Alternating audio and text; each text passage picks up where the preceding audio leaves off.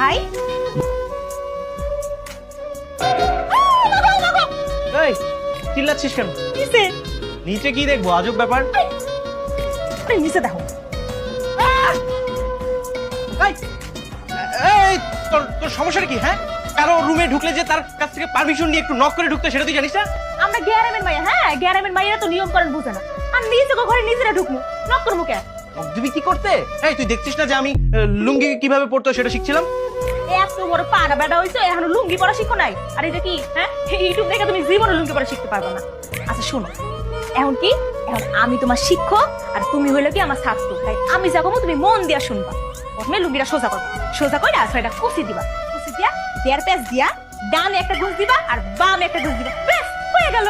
তুমি এখন ট্রাই করো। আরে বাবা আমি দেখবো না, ট্রাই করো ট্রাই করো। করো, পড়া হইলে আমার কই।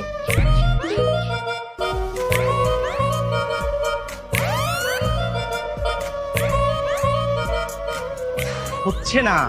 এই তুই যা তো, আমি ইউটিউব দেখে শিখে নেবো, যা। বুঝছি, এই পোলারে দিয়া কিছু হইব না। এতক্ষণ তো মুহে বুঝাইছি, প্র্যাকটিক্যালি বুঝাইছি। দাও লুঙ্গিটা দাও। লুঙ্গি দিবো মানে একটা থাপ্পড়, এই, একটা থাপ্পড় মেরে দাঁত ফেলে দিব। আমি তোর ভাই না? আরে বাবা কি লুঙ্গি কি আমার দিতে করছি? লুঙ্গি আমি পরাই দিব, দাও। হ্যাঁ, দাও।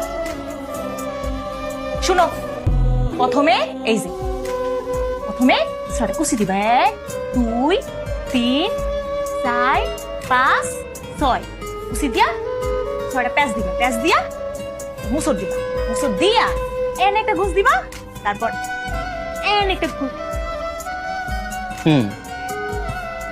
বুঝতে পেরেছি।